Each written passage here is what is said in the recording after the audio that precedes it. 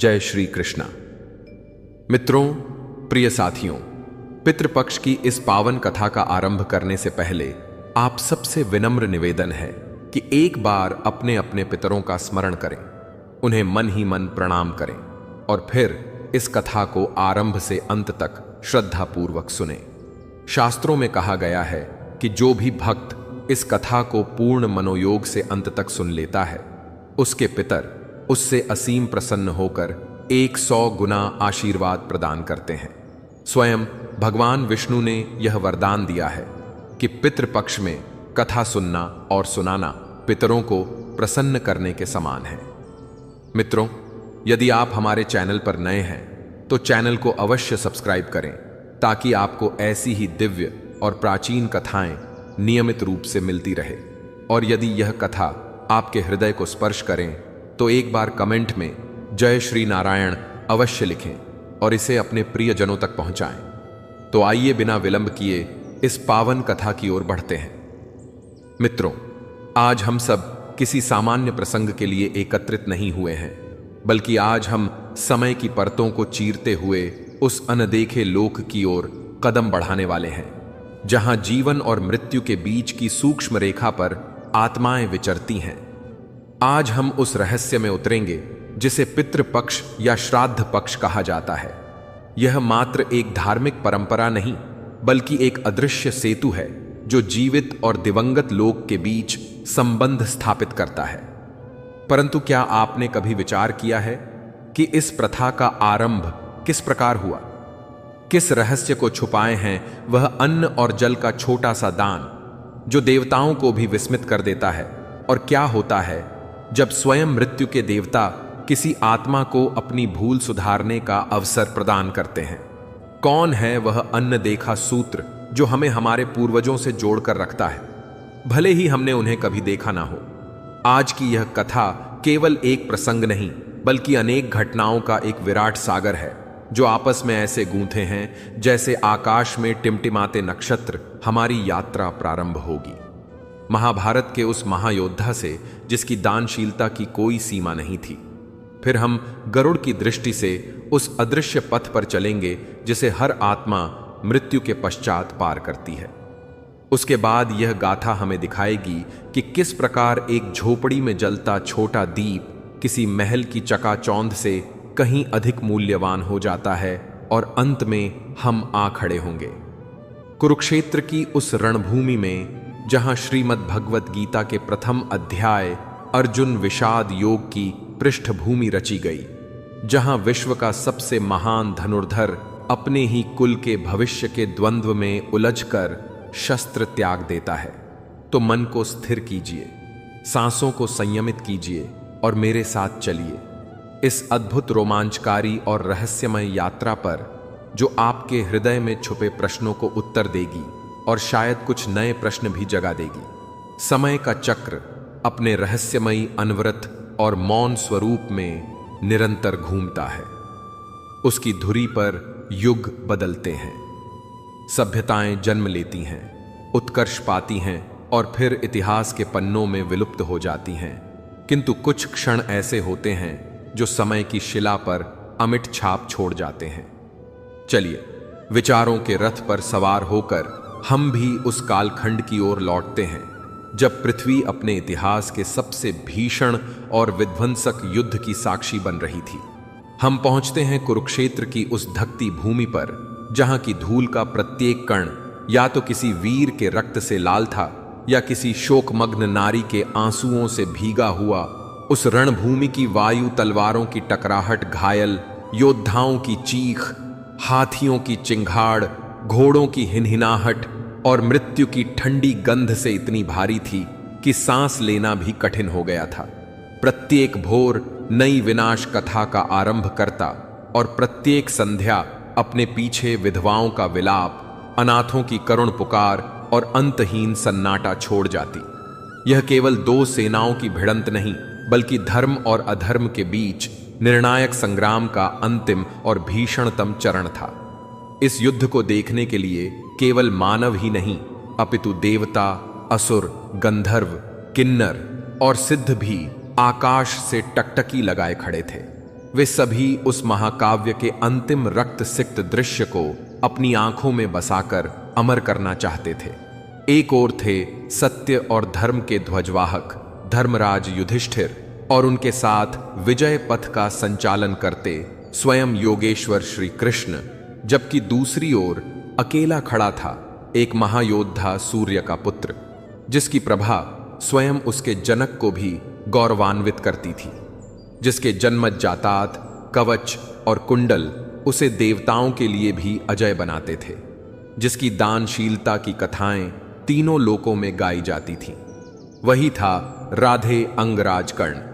उस संध्या की बेला में जब स्वयं सूर्य भी अपने पुत्र की इस पीड़ा को देख ना सका और पश्चिमी क्षितिज में रक्त रंजित आभा ओढ़कर छिप रहा था, उस समय इतिहास एक अद्वितीय प्रसंग लिख रहा था, जब कर्ण का रथ दुर्भाग्य के गहरे दलदल में धंस चुका था और वहां से बाहर निकलने का कोई उपाय उसके लिए भी शेष नहीं था।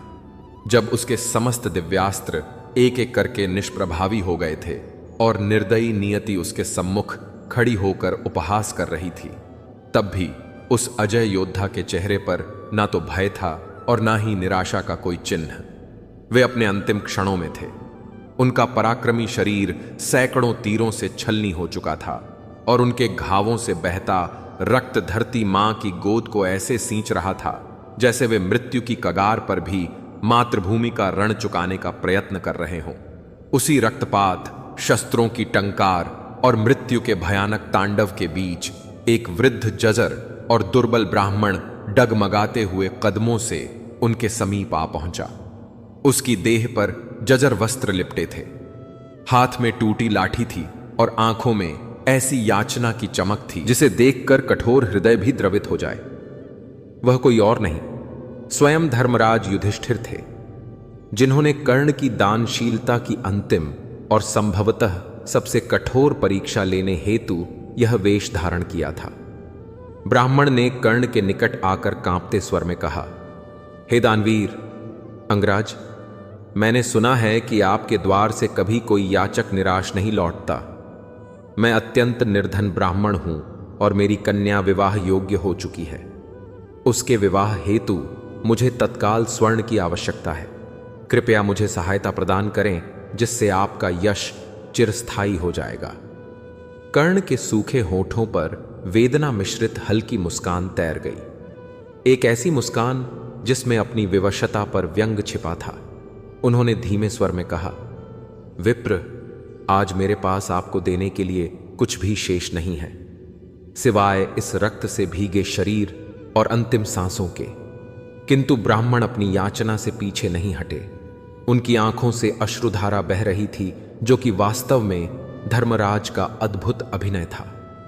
कर्ण, जो मृत्यु के असहनीय पीड़ा से संघर्ष कर रहे थे, उन्होंने समीप पड़ी एक शिला उठाई और पूरी शक्ति से अपने मुख पर प्रहार किया।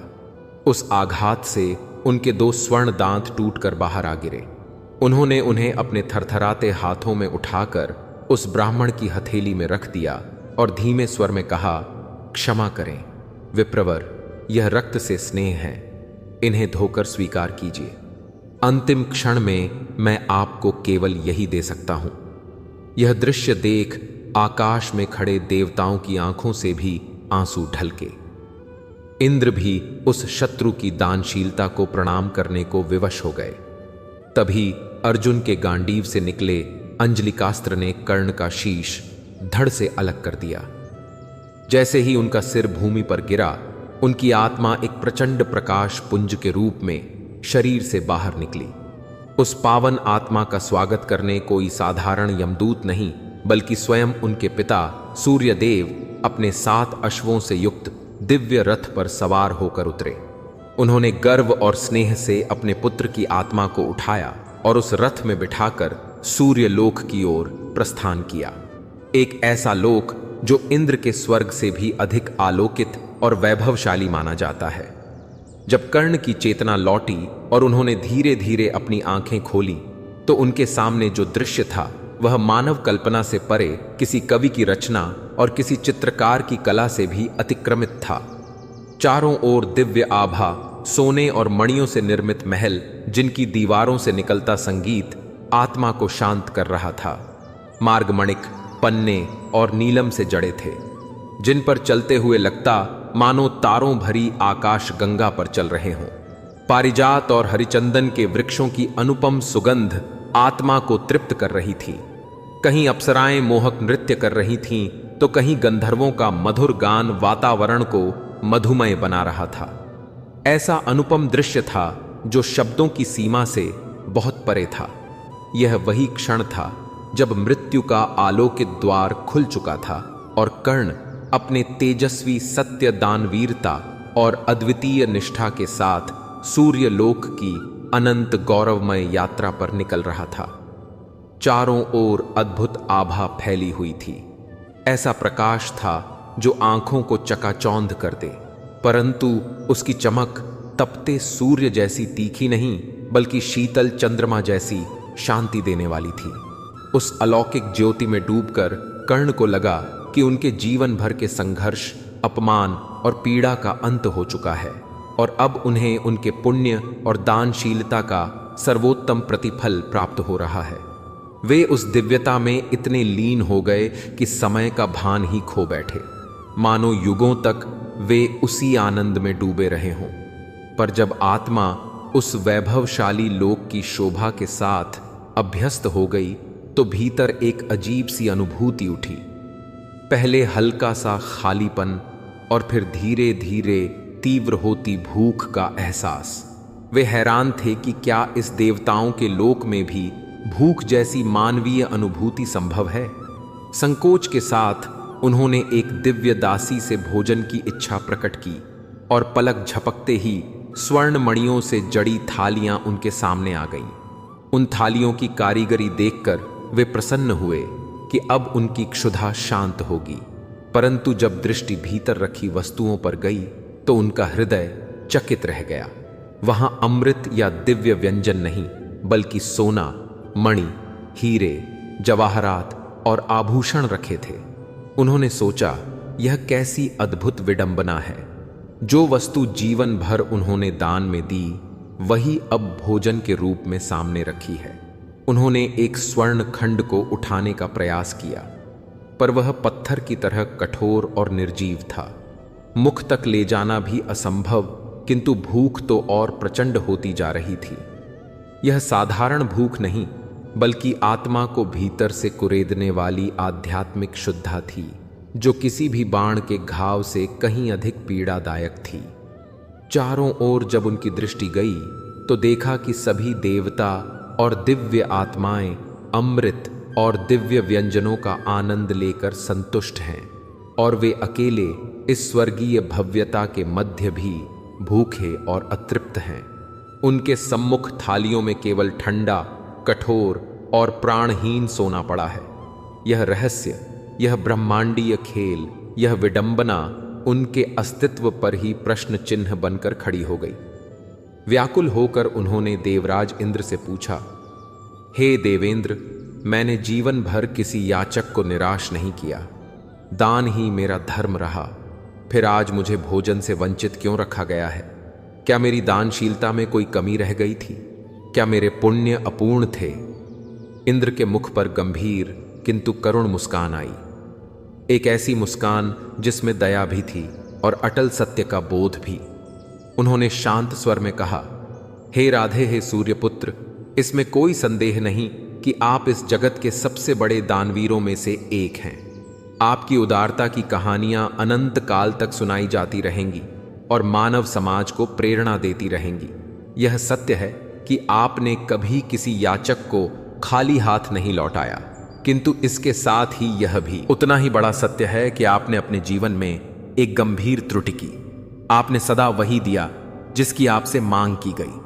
आपने संसार को अपनी आंखों से देखा, परंतु उस अदृश्य लोक की आवश्यकताओं पर ध्यान नहीं दिया जहां आपके पूर्वज निवास करते हैं।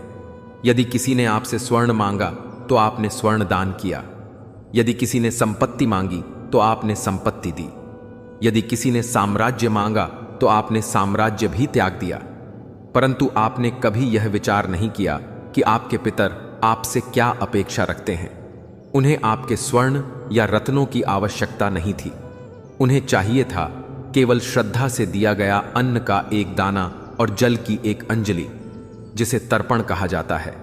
राधे, आपने अपने संपूर्ण जीवन में अपने पितरों के नाम पर ना तो अन्न का एक दाना चढ़ाया और ना ही जल की एक बूंद समर्पित की।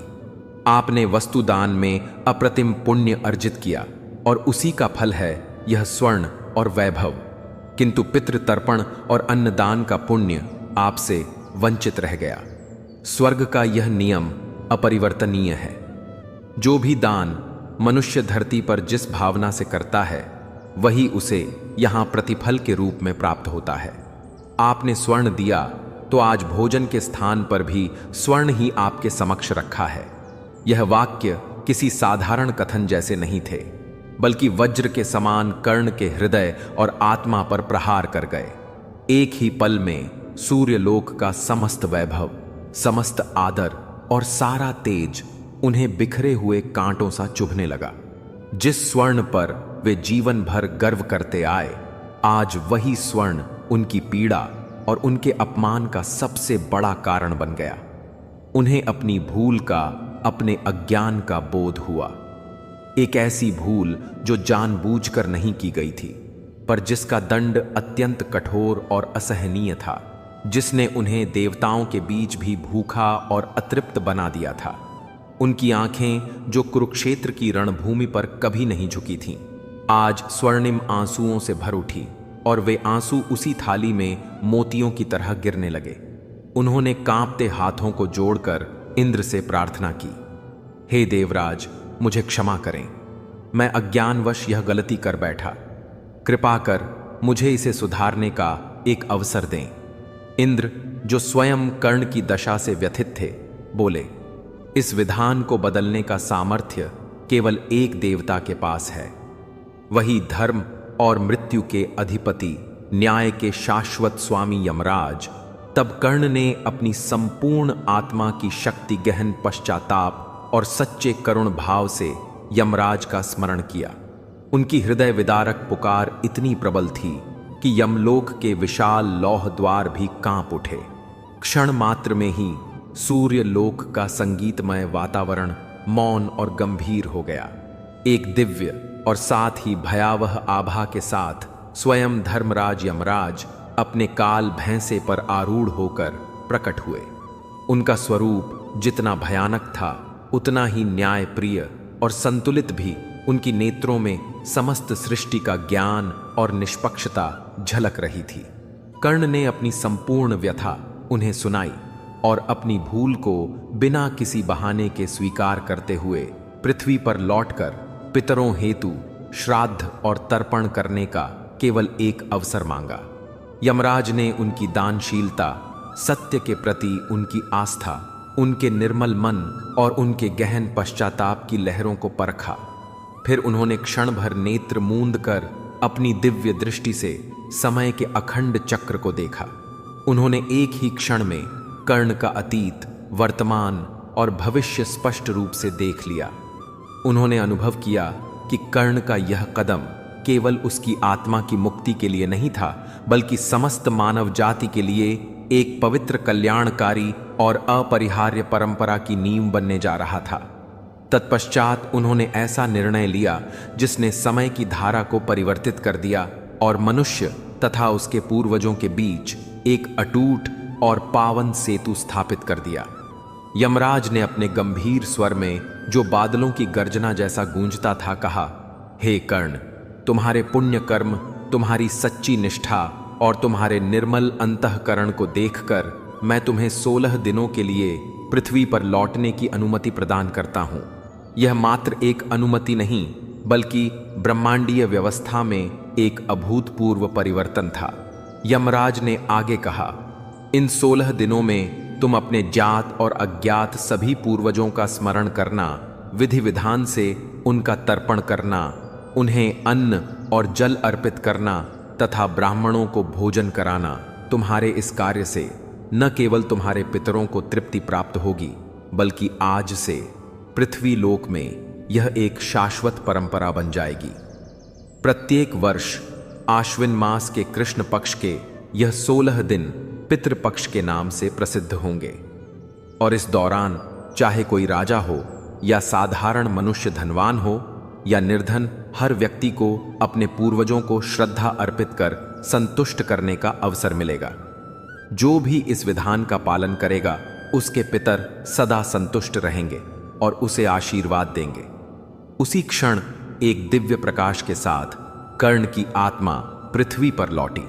उन्होंने अदृश्य रूप में अपने सभी ज्ञात और अज्ञात पितरों का श्राद्ध और तर्पण किया, उन्हें अन्न और जल अर्पित किया और उनके संतोष के साथ स्वयं भी उस असहनीय आत्मिक भूख से सदैव के लिए मुक्त हो गए। तभी से इस पावन पितृपक्ष की परंपरा का आरंभ हुआ, जो आज भी हमें हमारी जड़ों और हमारे पूर्वजों से जोड़कर यह स्मरण कराती है कि भौतिक वस्तुओं का दान चाहे कितना भी बड़ा क्यों ना हो, पितरों के प्रति श्रद्धा और अन्नदान का पुण्य कहीं अधिक श्रेष्ठ है। किंतु विचार कीजिए, यह कथा जो सूर्यलोक के वैभव से आरंभ होकर पितृक की तृप्ति पर समाप्त होती प्रतीत होती है, वास्तव में किसी अंत का नहीं बल्कि एक नए और कहीं गहन अध्याय का उद्घाटन है। यह प्रश्न उठता है कि इस मृत्युलोक में श्रद्धा से अर्पित अन्न का एक कण और जल की एक बूंद किस प्रकार उस अदृश्य लोक में पहुंचती है? क्या कोई दिव्य शक्ति इस असंभव कार्य को संभव बनाती है? इस रहस्य का उत्तर उस प्राचीन ग्रंथ में मिलता है जो किसी राशि की कल्पना नहीं बल्कि स्वयं भगवान विष्णु के मुख से प्रकट हुआ।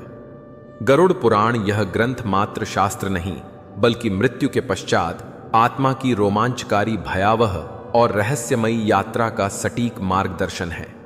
यह बताता है कि जिस पथ पर एक दिन हम सभी को चलना है वह कितना कठिन और रहस्यमय है।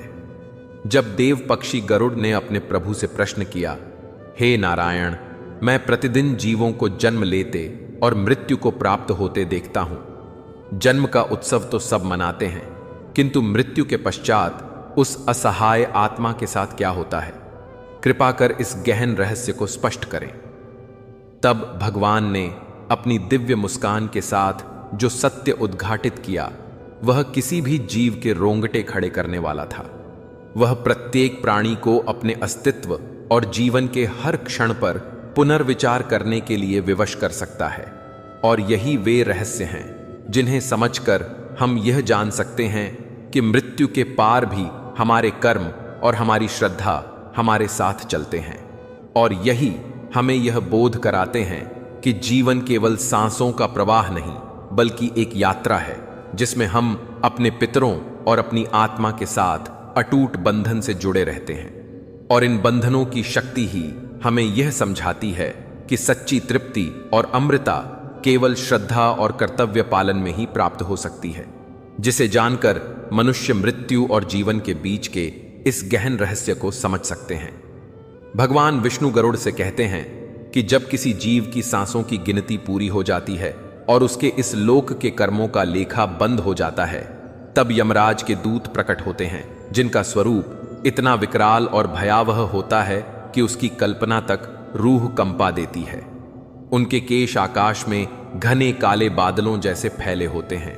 उनकी आंखें धधकती भट्ठी के अंगारों जैसी प्रचंड होती हैं और उनके नख तांबे की धार की तरह चुभने वाले होते हैं। उनके हाथों में काल का पाश होता है जो भौतिक नहीं बल्कि सूक्ष्म तंतुओं से निर्मित होता है और उसमें आत्मा को जकड़ने की शक्ति होती है। वे उस जीवात्मा को बलपूक स्थूल शरीर से अलग कर खींच निकालते हैं। यह अनुभव वैसा ही होता है जैसे कांटेदार झाड़ी में उलझे रेशमी वस्त्र को जोर से खींचा जाए, जहां हर कांटा उसे फाड़ता और चीरता चला जाता है। उस समय आत्मा असहनीय पीड़ा से चीकार करती है, अपने प्रियजनों को पुकारती है, उन्हें छूने का प्रयास करती है, पर कोई उसकी आवाज सुन नहीं पाता, कोई उसका स्पर्श महसूस नहीं कर पाता।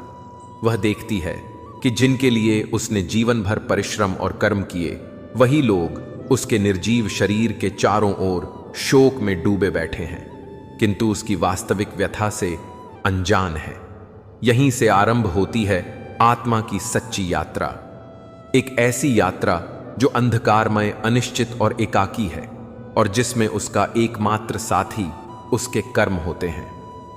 हे गरुड़ भगवान विष्णु आगे कहते हैं कि मृत्यु के बाद पहले 10 दिनों तक परिजन जो पिंड दान करते हैं वह मात्र आटे या चावल का गोला नहीं बल्कि एक अद्भुत ब्रह्मांडीय प्रक्रिया है जिसे देवता भी विस्मय से देखते हैं।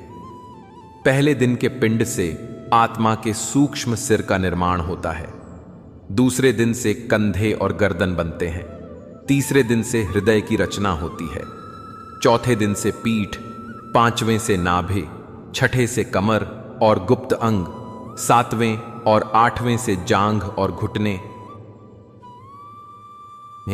नौवें दिन से पिंडलियां और पैरों का निर्माण होता है और 10वें दिन आत्मा को भूख प्यास का बोध होता है। इस प्रकार 10 दिनों में अंगुष्ठ मात्र आकार का एक सूक्ष्म शरीर बनता है जिसे यातना शरीर कहा जाता है और इसी से आत्मा यमलोक की कठिन यात्रा करती है। यदि किसी आत्मा के लिए यह पिंडदान न किया जाए तो वह प्रेत रूप में भूखी प्यासी अपने ही घर के इर्द गिर्द भटकती रहती है, अपने परिवार को देखती है पर उनसे संवाद या भोजन करने में असमर्थ रहती है। यह पीड़ा किसी भी नरक की यातना से कम नहीं होती। यह यात्रा किसी सुखमय पथ पर नहीं बल्कि भयानक जंगलों, नुकीली हड्डियों से बने वृक्षों, झूलते केशों जैसे पत्तों और तपते मरुस्थलों से गुजरती है, जहां की गर्म रेत अंगारों जैसी पैरों को जलाती है और जहां दूर दूर तक जल की बूंद नहीं मिलती। कांटों और पत्थरों से भरे पथ आत्मा के सूक्ष्म शरीर को लहूलुहान कर देते हैं। इन सब यातनाओं के बाद आत्मा को पार करनी होती है, वह भयानक नदी जिसे वैतरणी कहा जाता है। हे गरुड़, यह कोई साधारण नदी नहीं है बल्कि इसमें शुद्ध जल नहीं बल्कि रक्त और मवाद बहता है। इसमें पत्थरों की जगह असंख्य मनुष्यों की हड्डियों और खोपड़ियों के ढेर बिखरे होते हैं। इसके गर्भ में विशालकाय मगरमच्छ और विकराल सर्प निवास करते हैं जो हर समय आत्माओं को चीर फाड़ देने के लिए तत्पर रहते हैं। इस नदी से उठती हुई सड़ी गली दुर्गंध मात्र से ही बड़ी से बड़ी आत्माओं का साहस टूट जाता है और उनका हृदय भय से कांपने लगता है। गरुड़ पुराण में कहा गया है कि जिस व्यक्ति ने अपने जीवन में निस्वार्थ भाव से गौ दान किया हो उसे इस नदी के तट पर एक दिव्य गौ माता मिलती है। वही गाय अपनी पूंछ के सहारे उस आत्मा को इस भयानक नदी से पार कराती है, क्योंकि उसके खुरों के स्पर्श से यह रक्त और मवाद से भरी धारा सूख जाती है। किंतु जिन आत्माओं ने यह पुण्य अर्जित नहीं किया होता उन्हें यमदूत धक्का देकर उसी नदी में गिरा देते हैं जहां वे सदियों तक गोते खाते रहते हैं जब तक उनके पाप क्षीण ना हो जाए। और यहीं उठता है वह रहस्यमय प्रश्न कि हमारा दिया हुआ भोजन और जल आखिर उन तक पहुंचता कैसे है जो इस भीषण यात्रा पर हैं या फिर किसी और लोक में जन्म ले चुके हैं। तब भगवान विष्णु गरुड़ की जिज्ञासा शांत करते हुए यह गढ़ रहस्य बताते हैं कि यह ब्रह्मांड एक अद्भुत दिव्य व्यवस्था से संचालित है। जब हम पितृपक्ष के अवसर पर या श्राद्ध के दिन ब्राह्मणों को अन्न और जल अर्पित करते हैं तो उसे सीधे हमारे पितर ग्रहण नहीं करते बल्कि विश्वदेव और अग्निश्वत नामक दिव्य पितर, जिन्हें स्वयं ब्रह्मा ने यह दायित्व सौंपा है, वे उस अर्पण को ग्रहण करते हैं।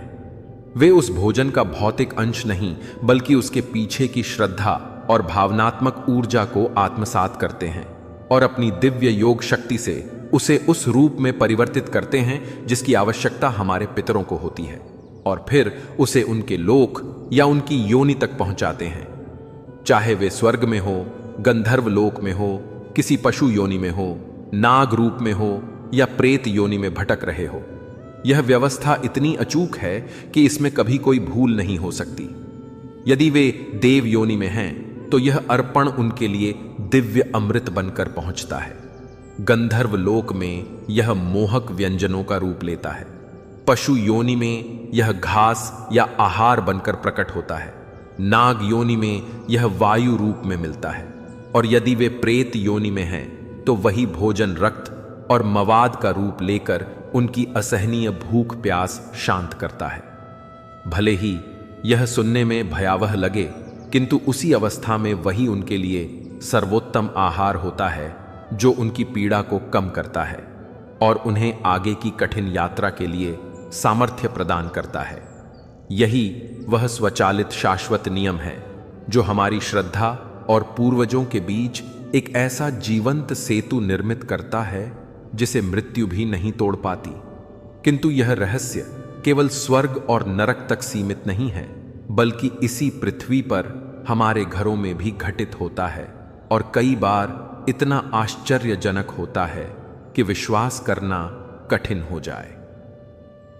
अब सुनो एक कथा, एक ऐसे गांव की कथा जो शायद समय की धूल में खो गया है, पर जिसकी आत्मा आज भी भारत की मिट्टी में रची बसी है। उस गांव में एक ही आंगन में दो घर थे, जिनके बीच सिर्फ एक दीवार खड़ी थी। एक घर देवरानी का था और दूसरा जेठानी का। जेठानी का नाम रंभा था और उसके नाम की भांति उसका वैभव भी किसी रानी से कम नहीं था। उसका पति नगर के सबसे बड़े साहूकार का मुनीम था, जिसके कारण घर में ऐश्वर्य और सुविधाओं की कोई कमी ना थी। उनका मकान किसी छोटे राजा के महल की तरह था, जहां हर वस्तु अपनी चमक से उनकी मालकिन के गर्व को उजागर करती थी। इसके विपरीत थी देवरानी शांति, जिसका नाम उसकी सच्ची पहचान था। गहन अभावों और तंगी के बीच भी उसके चेहरे पर संतोष और धैर्य की शांति झलकती रहती थी। उसका पति, जो रंभा के पति का छोटा भाई था, एक साधारण मजदूर था। मेहनत से किसी तरह 2 वक्त की रोटी जुटती थी और ऊपर से बीमारी ने उसकी कमाई और ताकत दोनों छीन रखी थी।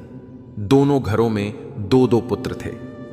रंभा के बेटे ताजगी और मोटापे के साथ महंगे वस्त्रों में सजकर गांव के सबसे अच्छे विद्यालय में पढ़ते थे, जबकि शांति के बच्चे फटे कपड़े पहनकर सूखी रोटी और मां की आंखों में छलकते स्नेह से ही तृप्ति पा लेते थे। शांति विदुषी और स्वाभिमानी स्त्री थी।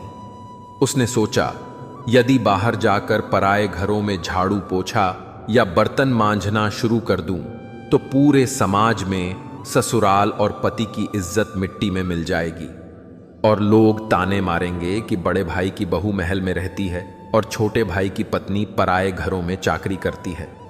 यही सोचकर उसने अपने आत्मसम्मान को भीतर दबाकर निश्चय किया कि घर की बात घर में रहे और वह अपनी जेठानी रंभा के घर के काम करने लगी। हर सुबह अपने छोटे से घर का काम निपटाकर वह जेठानी के बड़े घर को चमकाने में जुट जाती। बर्तन ऐसे मांजती जैसे किस्मत को चमका रही हो और कपड़े ऐसे धोती मानो मन के मलिनता को ढुला रही हो। बदले में जेठानी उसे केवल बचा हुआ ठंडा खाना और पुराने फटे कपड़े थमाती।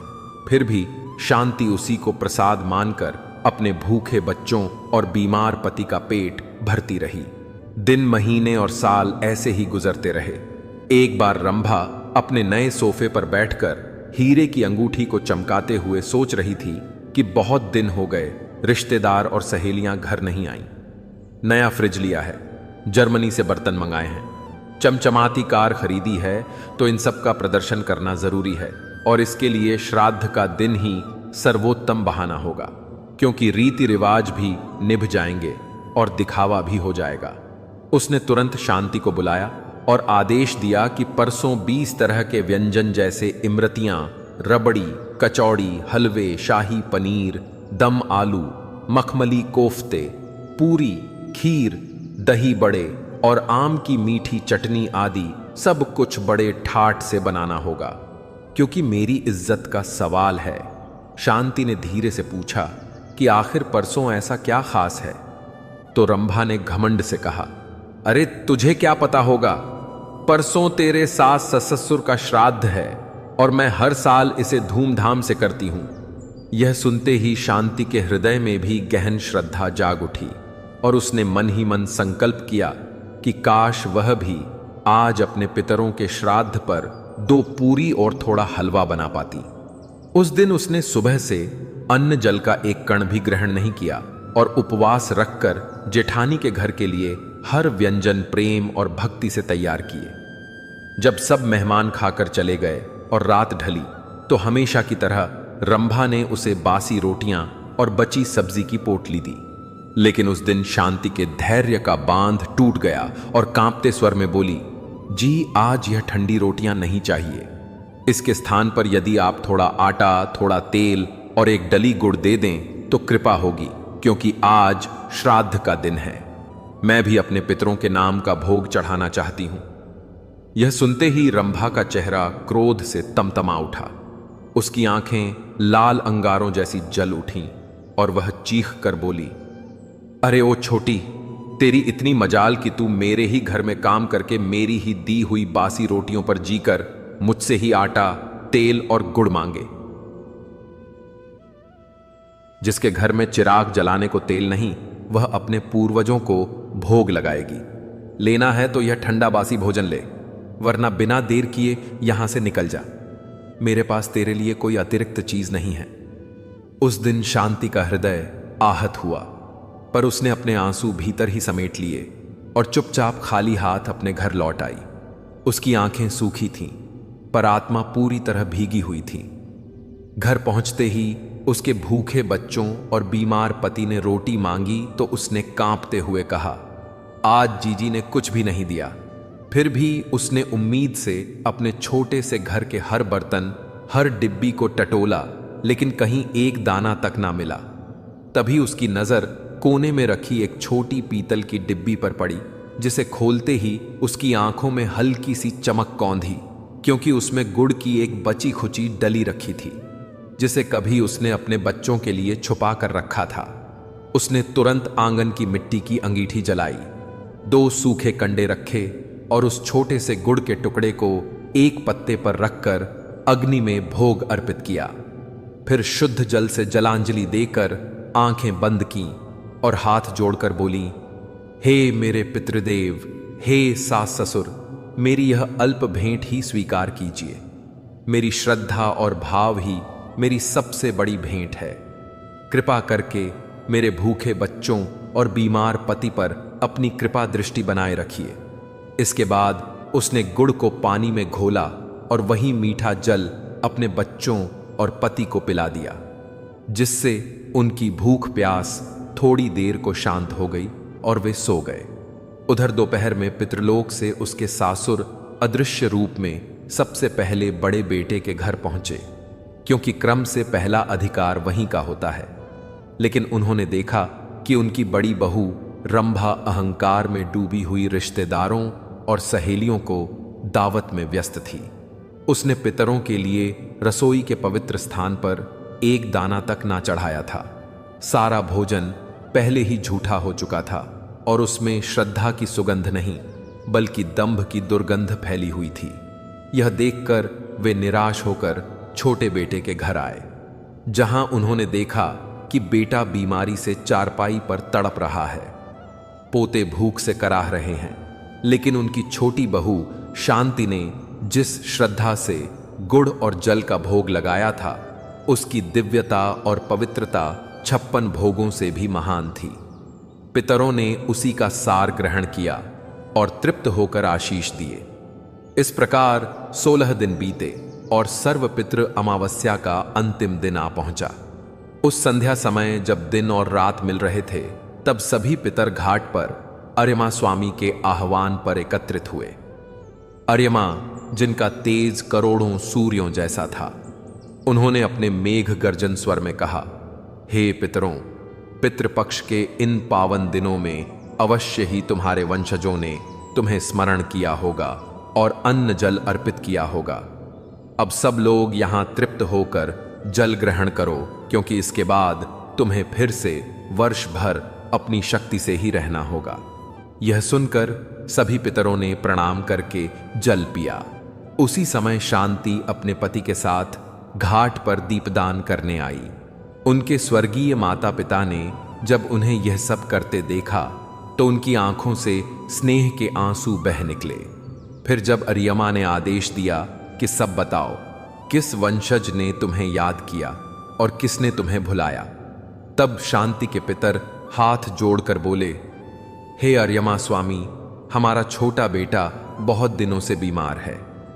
हमारी छोटी बहू अत्यंत श्रद्धावान और धर्मनिष्ठ थी।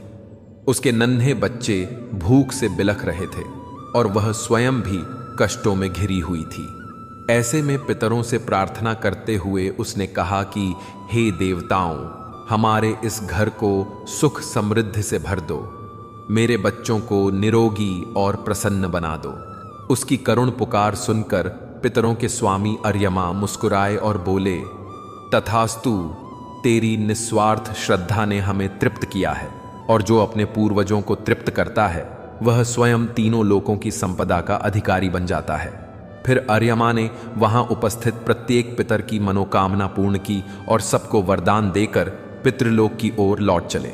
अगले दिन जब शांति नींद से जागी तो उसे अपने शरीर में अजीब सी भारीपन का अनुभव हुआ।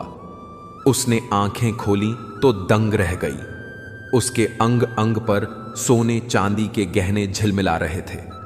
उसकी टूटी फूटी झोपड़ी के स्थान पर एक भव्य महल खड़ा था। चारों ओर अन्न धन के भंडार और रेशमी वस्त्रों के ढेर सजे थे। उसके पति स्वस्थ और प्रसन्न खड़े थे। उनके चेहरे पर बीमारी का कोई चिन्ह न था। बच्चे भी रेशमी वस्त्रों में खेलते कूदते दिखाई दे रहे थे। शांति को यकीन ही नहीं हुआ कि यह सब सच है। वह पूरे दिन विस्मय में डूबी रही और जेठानी के घर काम पर जाना भी भूल गई। जब जेठानी रंभा ने देखा कि छोटी बहू काम पर नहीं आई तो उसने गुस्से में अपने बच्चों को भेजा कि जाकर देखो क्या बात है।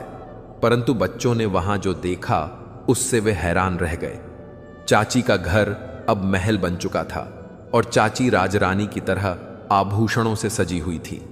वे दौड़ते हुए मां के पास लौटे और चिल्लाकर बोले, मां मां, चाची का घर तो खजानों से भर गया है। वहां तो सोने चांदी के गहनों के ढेर पड़े हैं और चाचा भी अब बिल्कुल स्वस्थ और प्रसन्न है। यह सुनते ही रंभा जल भुन गई और बिना कुछ सोचे समझे नंगे पैर ही दौड़कर देवरानी के घर पहुंची। उसने चारों ओर का वैभव देखा तो उसकी आंखें चौंधियां गईं। वह अविश्वास में भरकर चीखते हुए बोली, अरे छोटी, सच बता, तू इतनी अमीर एक ही रात में कैसे हो गई? कहीं मेरे घर से चोरी छिपे कुछ ले तो नहीं जाती थी? तब शांति फोल्डेड हैंड्स खड़ी हुई और शांत स्वर में बोली, भाभी जी, ऐसा कुछ नहीं है। कल मैंने श्राद्ध व्रत रखा था, अंगीठी पर गुड़ का भोग लगाया और जल से पितरों को अर्घ्य दिया। फिर शाम को घाट पर दीप दान किया। यह सब तो मेरे पितरों की कृपा का परिणाम है। इतना सुनते ही रंभा के मन में ईर्ष्या और क्रोध का ज्वालामुखी फट पड़ा और वह गुस्से से पैर पटकती हुई अपने घर लौटी।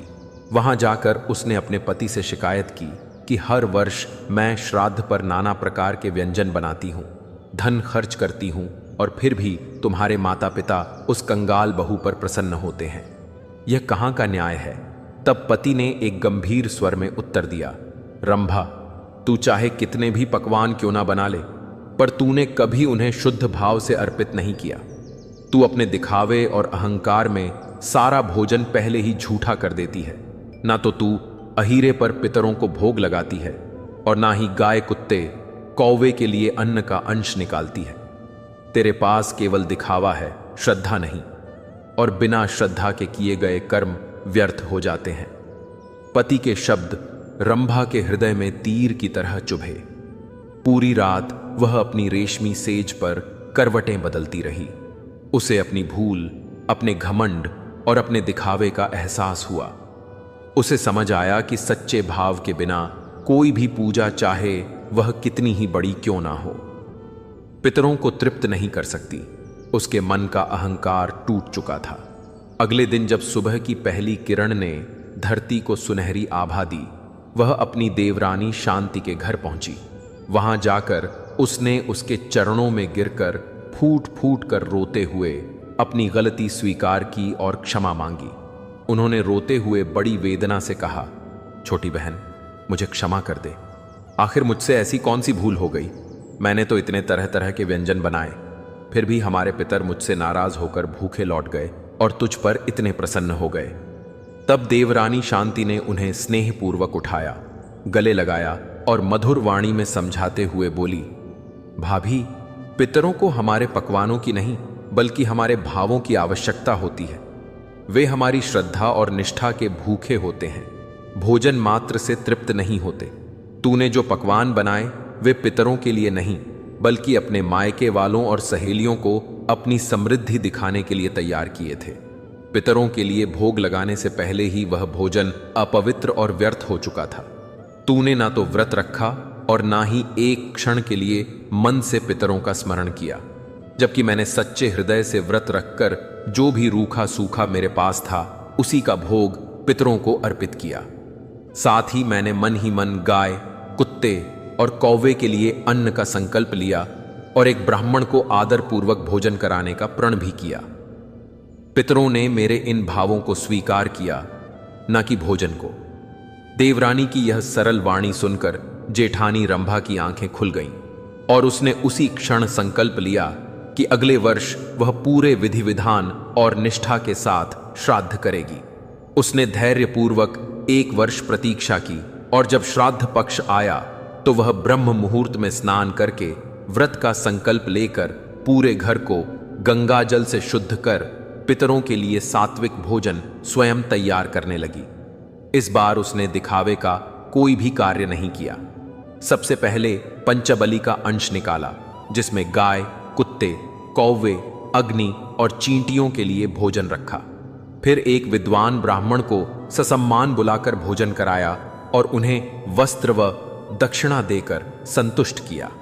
इसके उपरांत उसने अहीरे पर पितरों के लिए भोग लगाया और परिवार सहित प्रसाद ग्रहण किया। उस दिन उसने किसी पड़ोसी या रिश्तेदार को बुलाकर दिखावा नहीं किया। रात में उसके स्वप्न में सास ससुर आए। उनके मुखमंडल पर तेज दमक रहा था और वे बड़े प्रसन्न थे। उन्होंने अपनी बड़ी बहू को आशीर्वाद देते हुए कहा, बेटी, आज तेरी भक्ति और तेरी श्रद्धा से हम पूर्णतः तृप्त हो गए हैं। अब तेरे घर में भी सुख, शांति और समृद्धि का स्थायी निवास होगा। सपने से जागने पर जेठानी का हृदय अलौकिक शांति और संतोष से भर गया। धीरे धीरे उसके घर की स्थिति सुधरने लगी। पति के कार्यों में प्रगति हुई और उनका घर भी धन धान्य से परिपूर्ण हो गया। देवरानी और जेठानी अब सगी बहनों की तरह प्रेम से रहने लगी और हर वर्ष मिलकर पूरे मनोयोग से पितरों का श्राद्ध करती। इस कथा से यही शिक्षा मिलती है कि पितृपक्ष में श्रद्धा और भावना का महत्व धन, दौलत और दिखावे से कहीं बढ़कर है। यदि हृदय की गहराइयों से विश्वास और प्रेम पूर्वक पितरों का स्मरण किया जाए तो वे गुड़ और जल से भी संतुष्ट हो जाते हैं। लेकिन यदि मन से श्रद्धा और पवित्रता गायब हो तो 56 भोग भी किसी कचरे से अधिक मूल्यवान नहीं रह जाते। यही भाव हमारे जीवन का सबसे बड़ा सत्य है कि श्रद्धा से अर्पित एक अश्रु की कीमत उन सोने चांदी के पहाड़ों से भी कहीं अधिक होती है जो अहंकार की नींव पर खड़े किए जाते हैं। और एक निर्धन स्त्री का सच्चे भाव से दिया गया गुड़ का टुकड़ा उन असंख्य व्यंजनों को भी मात दे देता है जिनमें भक्ति और निष्ठा का अभाव हो। तब और केवल उस क्षण हम समझने की स्थिति में आते हैं जब महाभारत का वह अद्वितीय दृश्य, वह अनोखा संघर्ष और वह गहन सत्य हमारी चेतना के सामने प्रकट होता है। जब कुरुक्षेत्र की धूल भरी भूमि पर धर्मराज युधिष्ठिर की गंभीरता, भीष्म पितामह की प्रतिज्ञा, द्रोणाचार्य का धर्म संकट और कर्ण का आत्मसम्मान सब मिलकर एक विराट प्रश्न के रूप में खड़े होते हैं। किंतु इन सब से परे खड़ा था वह दृश्य जहां स्वयं इंद्र का पुत्र, ब्रह्मांड का सबसे विलक्षण धनुर्धर अपने गांडीव की एक टंकार से शत्रुओं के हृदय को विदर्ण कर देने वाला महायोद्धा अर्जुन अपने ही वंश, अपने ही रक्त और अपने ही प्रियजनों को सामने देखकर विचलित हो उठा था।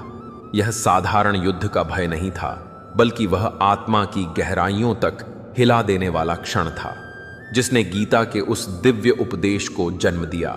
वहां आकाश मानो बोझिल हो उठा था, सूर्य बादलों के पीछे छिपकर कांप रहा था, धरती सन्नाटे में डूबी हुई थी, हवा थम चुकी थी और लाखों योद्धाओं के हृदय एक साथ धड़कते हुए भी मौन थे। तभी पितामह भीष्म के शंख की गूंज ने उस सन्नाटे को चीर दिया और उसके प्रत्युत्तर में श्री कृष्ण के 5 जन्य की ध्वनि ने आकाश और धरती दोनों को एक साथ हिला दिया। काल स्वयं अपना द्वार खोल चुका था, युद्ध प्रारंभ हो गया था। उस विकराल क्षण में अर्जुन अपने दिव्य रथ पर खड़े थे। रथ पर हनुमान की ध्वजा लहरा रही थी और स्वयं श्री कृष्ण सारथी बने थे। अर्जुन ने नम्र स्वर में कहा, हे माधव, हे अच्युत, मेरा रथ उन दोनों सेनाओं के मध्यस्थ स्थान पर ले चलो, जहां से मैं देख सकूं कि मुझे किन से युद्ध करना है। कृष्ण ने मौन रहकर केवल एक संकेत किया और रथ मानो मन की गति से उड़ता हुआ दोनों सेनाओं के बीच जा खड़ा हुआ। वहां जब अर्जुन ने अपनी दृष्टि उठाई तो उनका साहस डगमगा गया। उनका मन कंप उठा, क्योंकि उन्होंने शत्रुओं के स्थान पर देखा कि सामने खड़े हैं उनके अपने दादा भीष्म, पूज्य गुरु द्रोण, प्रिय सगे संबंधी मित्र और भाई। और उसी क्षण उनके हृदय की कठोरता टूट गई और उन्हें यह अनुभव हुआ कि युद्ध केवल बाहरी शत्रुओं से नहीं लड़ा जाता, बल्कि सबसे कठिन संघर्ष तब होता है जब सामने खड़े हो उनके अपने। सबसे आगे अपने तेज और गौरव की आभा में स्नान करते हुए गंगा पुत्र पितामह भीष्म खड़े थे, जिनकी श्वेत दाढ़ी और उज्ज्वल वस्त्र उनकी आयु और तप की गरिमा को और भी दिव्य बना रहे थे। वही भीष्म जिनकी उंगली थामकर अर्जुन ने बचपन में चलना सीखा था, जिनकी गोद में उनका और उनके भाइयों का बालपन बीता था, जिनके स्नेह और अनुशासन की छाया में उनका व्यक्तित्व आकार लिया था। और आज वही भीष्म अपनी भीष्म प्रतिज्ञा से बंधे हुए अपने अद्वितीय धनुष को थामे इस प्रकार खड़े थे जैसे स्वयं विधाता ने उन्हें केवल संहार का दायित्व सौंपा हो।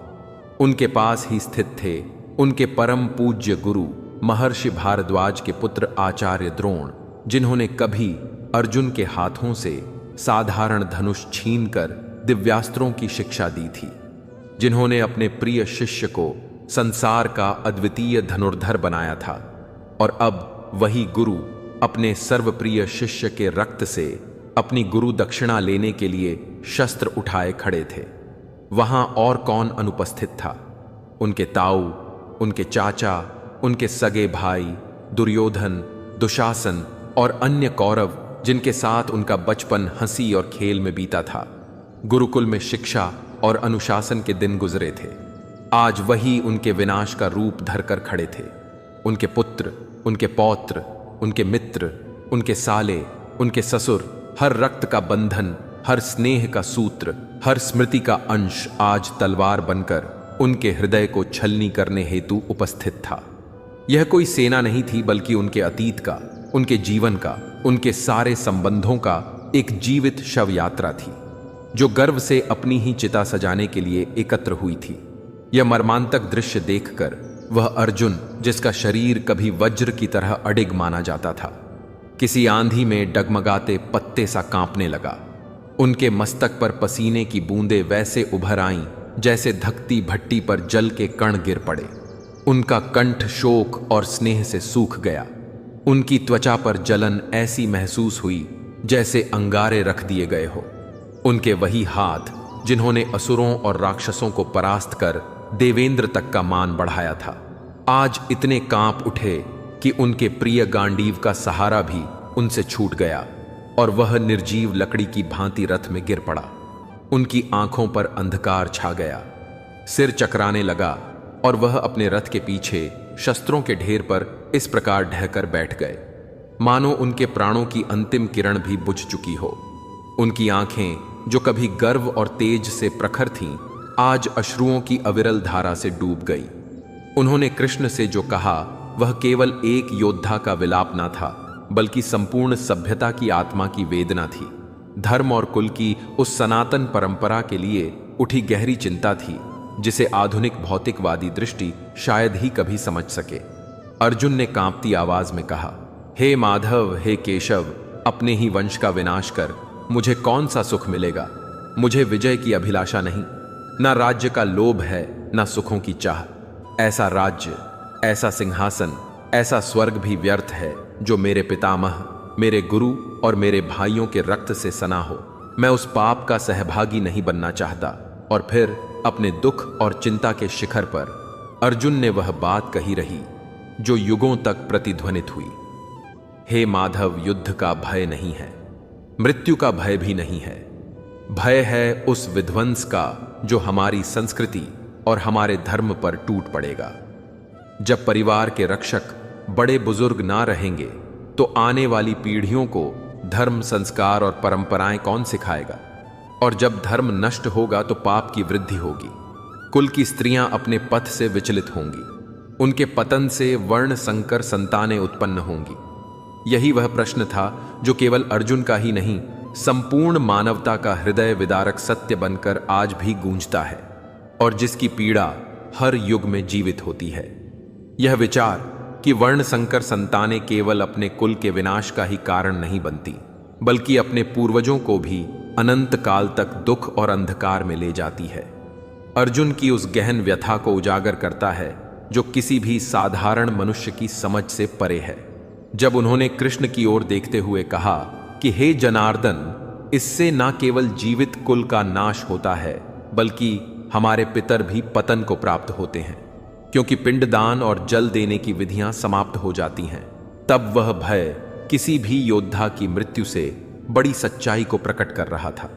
पितरों को स्मरण करने वाला, उन्हें तृप्त करने वाला, उन्हें श्रद्धा से अर्पण करने वाला कोई शेष ना रहना उनकी सबसे भीषण चिंता थी।